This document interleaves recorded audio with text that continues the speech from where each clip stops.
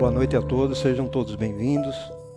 Então, estamos aqui hoje para poder fazer, né, essa questão aí de possessão, e vamos fazer o melhor que nós pudermos aí para passar para vocês os ensinamentos aí do Kardec nessa questão. Então vamos dar sequência ao capítulo 9, intervenção dos espíritos no mundo corporal, e vamos tratar do assunto possessos.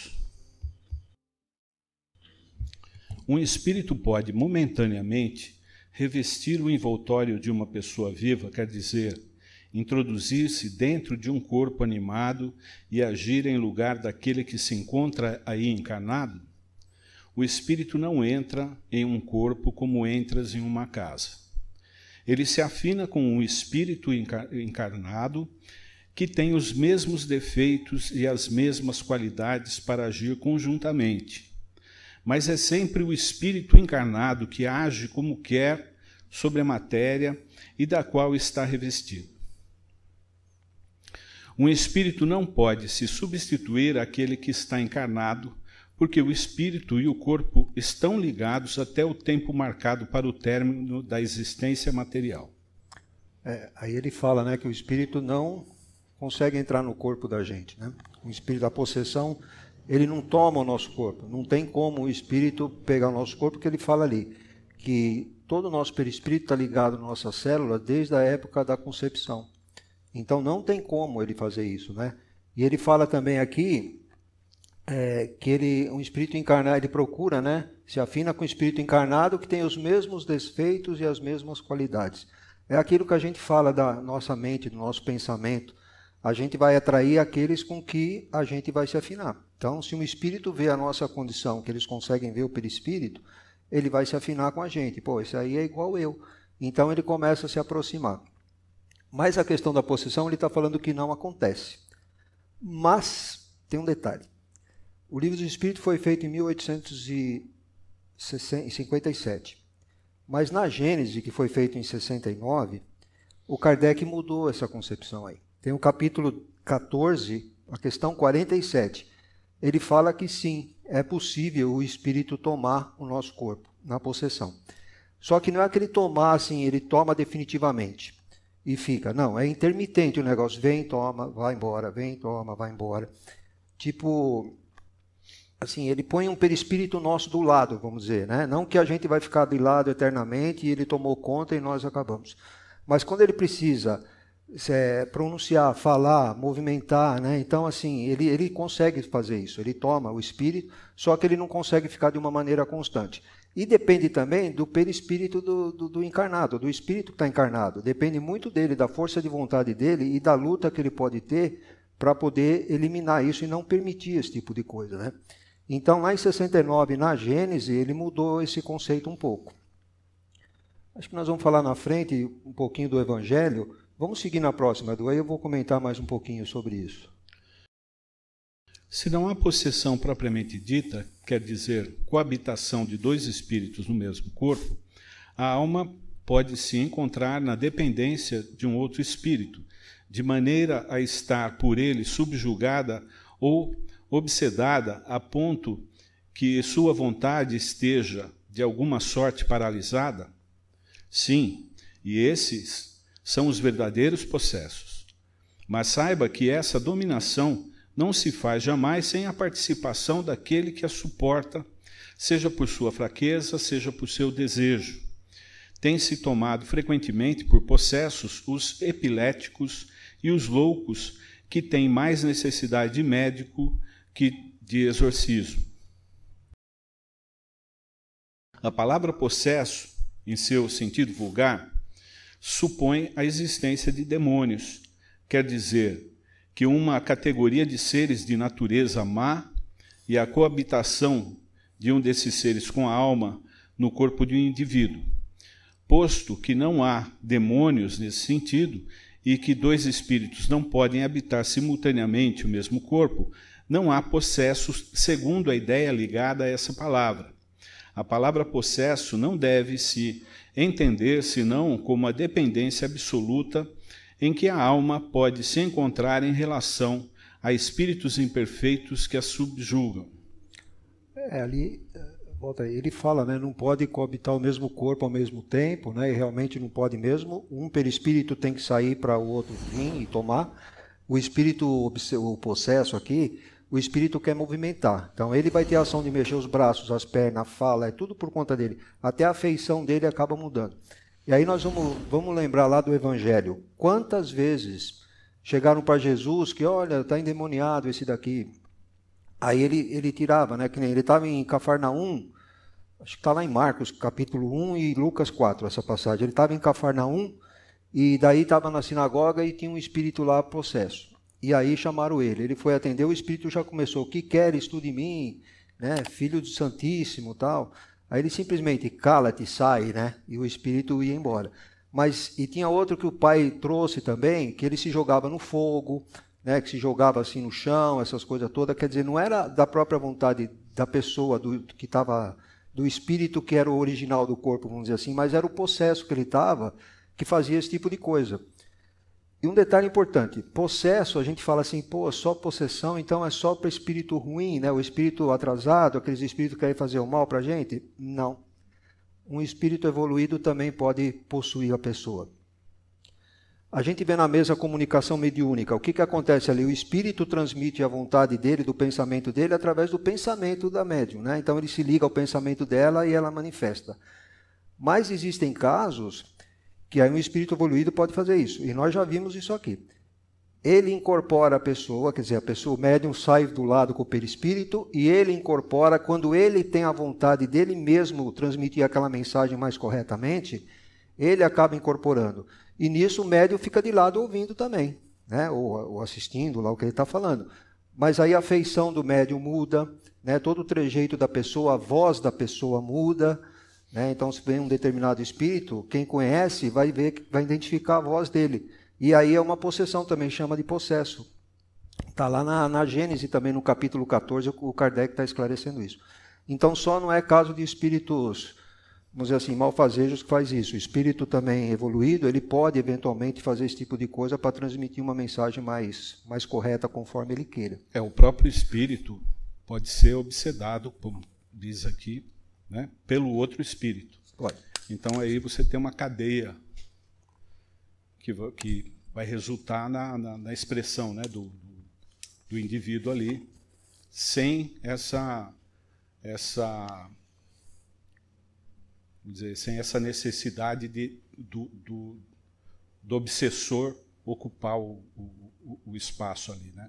O obsessor, assim, existe uma diferença entre obsessão e possessão. A obsessão, o espírito, ele com os fluidos dele, ele envolve o fluido da gente que está encarnado. Então, os fluidos do obsessor envolvem o nosso fluido e o pensamento que ele tem, ele acaba transmitindo para a gente e fazendo com que a gente faça ou responda as coisas ou fale as coisas de acordo com o pensamento dele, que é um pouco diferente da possessão. A possessão já não, o espírito toma conta mesmo do corpo dele para movimentar, para falar, a feição, conforme eu falei.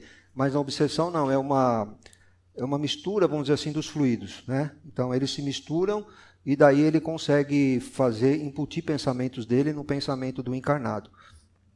E tem também, quando eu falei de obsessão, tem um vídeo de obsessão no YouTube, depois vocês podem dar uma lida. O André Luiz, lá em Evolução em Dois Mundos, no capítulo 14 e 15 que ele fala sobre isso, sobre obsessão, né? Então o obsessor ele atua no nosso cérebro, né? Ele comanda todo o feixe nervoso nosso, mas tudo a nível de pensamento, emitindo fluidos ali também, né? E algumas coisas que eu não lembro mais agora o nome que ele chama lá, mas enfim, ele atua no nosso cérebro e no nosso cérebro ele comanda todo o nosso sistema nervoso, todo o organismo da gente, diferente do possessão que ele aí assume o corpo mesmo. Só que, gente, não é constante, ele assume, sai fora, ele não consegue ficar constantemente lá. E depende muito da pessoa também de ter vontade de tirar fora, que nós já vamos ver mais para frente.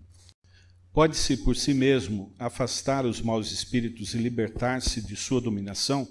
Pode-se sempre sacudir um jugo quando se tem vontade firme? Não tem mais. Aí, volta lá. Eu acho que aí é a questão do indivíduo, da vontade, né, se deixar da vontade. ou não. Né? Tudo a gente precisa, na obsessão a mesma coisa. Se a gente não tem a vontade de combater isso, não adianta. Aí a gente vai ser dominado mesmo, tanto pelo obsessor, pela mensagem dele na nossa cabeça direto, tanto pela possessão também. Então, depende muito da gente, da nossa força para não deixar. Não pode acontecer que a fascinação exercida pelo mau espírito seja tal que a pessoa subjugada não a perceba? Então, uma terceira pessoa pode fazer cessar a sujeição? Nesse caso, que condição deve ela empregar? Se um homem de bem, sua vontade pode ajudar, apelando pelo concurso dos bons espíritos, porque quanto mais se é um homem de bem, mais se tem poder sobre os espíritos imperfeitos para afastá-los, e sobre os espíritos bons para atraí-los. Entretanto, seria incapaz se aquele que está subjugado não consentir nisso. Existem pessoas que se alegram em uma dependência que agrada aos seus gostos e aos seus desejos. Em todos os casos, aquele cujo coração não é puro não pode ter nenhuma influência. Os bons espíritos o abandonam e os maus não o temem. O que ele está falando aí, né? A gente tem que ter, por exemplo, precisa de uma terceira pessoa para poder expulsar esse espírito, vamos dizer assim, mas essa terceira pessoa não pode ser qualquer um. Tem que ser uma pessoa que tenha autoridade, que tenha moral. É o exemplo de Jesus, né? Ele simplesmente falava, sai dele, e já saía na hora, né? Então, assim, a gente não chega num ponto desse também, né? Mas a gente tem que ter uma moral um pouco elevada, mais elevada do que a dele também, para ter autoridade sobre ele, porque senão não adianta muita coisa. E não se esqueçam que eles conseguem ver o nosso perispírito. E pelo nosso perispírito eles sabem como é que a gente são, como é que nós somos, né? E aqui, assim, precisaria 3 coisas praticamente. Uma, a conversa, tipo a conversa que a gente tem na mesa, vai. Você encontrou uma pessoa que está obsediada, está com possessão, você conversa com o espírito para ele sair fora. Vamos dizer, a gente consegue convencê-lo a sair fora. Mas aí tem outro detalhe, né? E aí a gente precisa ter a moral para isso, né? E o outro detalhe, tem uma passagem na Bíblia também que Jesus falou que quando o espírito mal sai da pessoa, ele ficava vagando pelo deserto e não encontrando morada, ele voltava para a casa dele e aí a situação daquele ficava pior, né? Então, a mesma coisa, se a gente faz uma desobsessão, vamos dizer assim, com esse espírito, ele sai do corpo da pessoa, deixa a pessoa, mas se a gente não encaminhar ele, para ele ser socorrido, para ele ter a compreensão de voltar para fazer o bem, essas coisas todas, o que pode acontecer? Você só tirar ele não resolve, amanhã ele pode voltar, né? Então, tem que tirar ele, tem que doutrinar ele, vamos dizer assim, ou esclarecer ele um caminho novo, diferente, no bem que ele tem que seguir. E uma vez ele convencido disso, ele vai para outro caminho. E a pessoa também que estava possessa ou obsediada, ela também tem que mudar um pouco o comportamento dela, né? Porque é ela que acaba atraindo, né? Porque pelo comportamento dela, ela acaba atraindo. Então é sempre o pensamento que a gente tem, né? As atitudes, as coisas que a gente vê, por exemplo, sei lá, trabalhar sempre em coisas edificantes. Não ia falar de trabalho, mas a gente vai seguir, que acho que vai falar de trabalho aí na frente. A gente tem que lembrar de uma coisa que acontece frequentemente, que é a reclamação do próprio espírito, que se manifesta, de que ele não consegue se afastar porque sempre chamam ele de volta. Ele é obsediado. Ele é o sofredor. É verdade. Né? Então, isso não é raro. Isso é a coisa mais frequente que a gente encontra na mesa, é justamente esse argumento. Mas eu vou sair, mas aí eles não param de me chamar. Né? Então, tem essa coisa. O nosso desejo interior de mudança, o nosso verdadeiro desejo de mudança é que vai realmente fazer toda essa transformação. Vamos ver um caso igual o Edu falou. Por exemplo, a gente perde um ente querido. É dolorido, é duro, né? Apesar de até ser espírita mesmo, a gente vai sentir, óbvio. Mas se a gente ficar com aquele pensamento nele sempre, sabe? Se ele estivesse aqui, que saudades, não sei o quê. E sempre lembrando dele, o que acontece? A gente está ligando o pensamento dele com o nosso. É aí que acontece esses casos. Que o espírito chega na mesa, mas ele fica me chamando, ou ela fica me chamando, eu não consigo me livrar dela. Então, assim, acontece isso. É a gente, às vezes, que perde aquele ente e fica com ele sempre na cabeça. A gente tem que pensar o seguinte: é uma passagem normal que todos nós vamos fazer um dia. a gente tem que orar por ele, para ele ser feliz, para ele seguir o caminho dele em paz, que a gente aqui vai ficar bem, vai se virar, mas que ele siga o caminho dele. É assim, a gente vai deixar ele livre, porque às vezes ele está lá e está preocupado aqui, coitado, ele não anda lá para ele também, né? Exatamente. Vamos lá. As fórmulas de exorcismo têm alguma eficácia sobre os maus espíritos? Não, quando esses espíritos veem alguém tomar a coisa a sério, riem e se obstinam. Há pessoas animadas de boas intenções e que não são menos obsedadas. Qual é o melhor meio de livrar-se dos espíritos obsessores?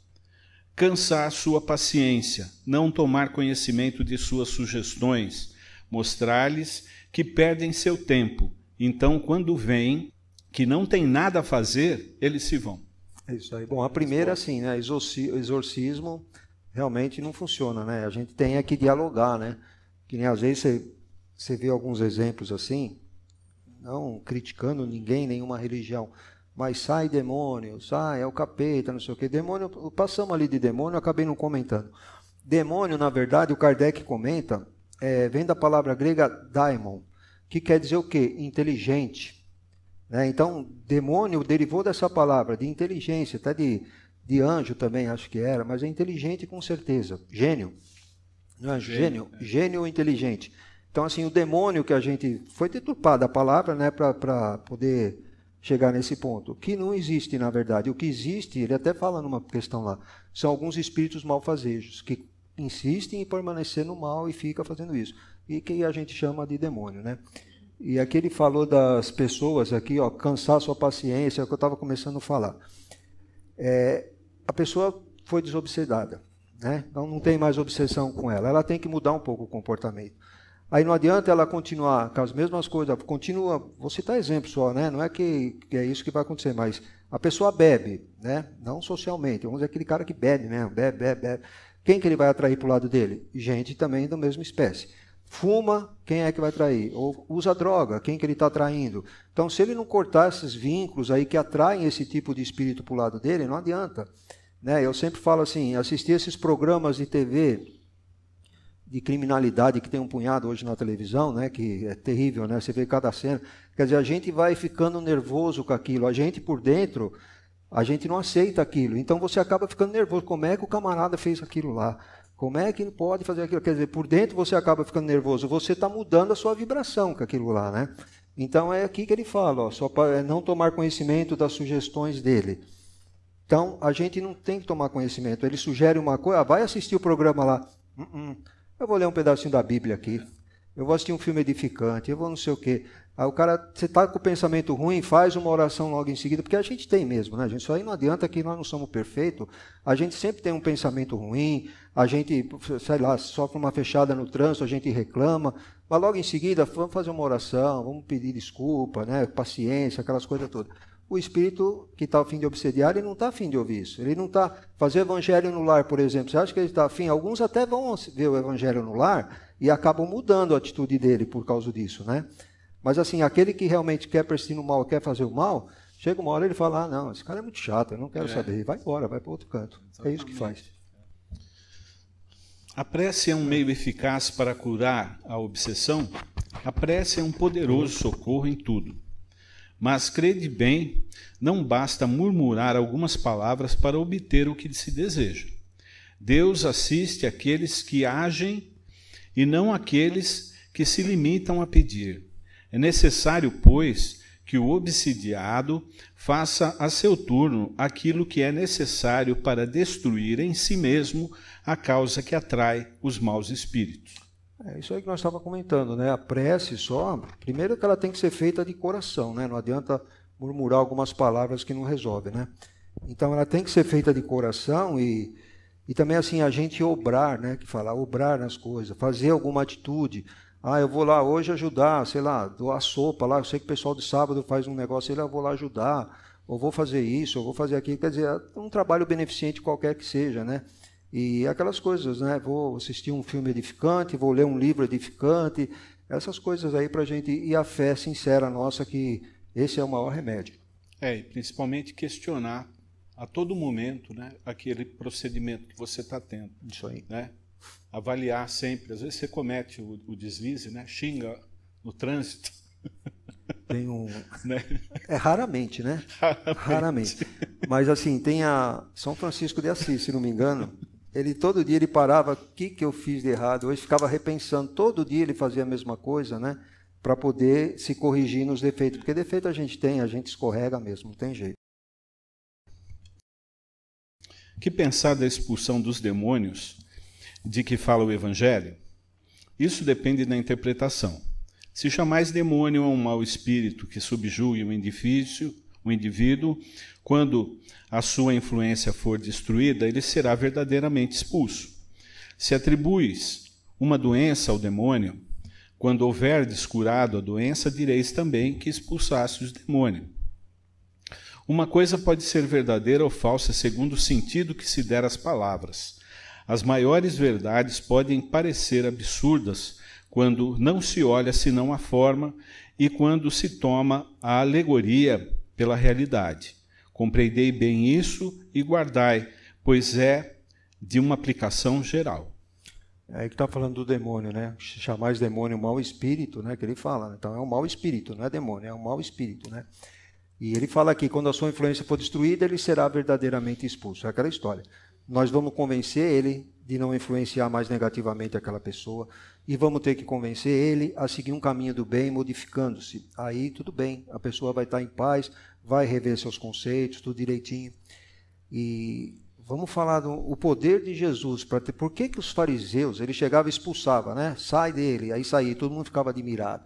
O poder dele era muito grande, né? Óbvio, né? Eles já conheciam ele antes. Opa, né? Não, ele já até fala, o que quer de mim, filho do Altíssimo e tal.